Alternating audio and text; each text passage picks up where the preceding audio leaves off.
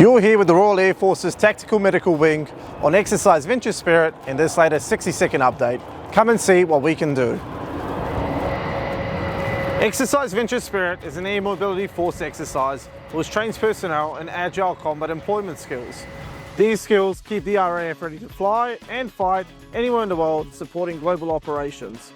Tactical Medical Wing uses the exercise to practice giving life-saving medical care on live flights.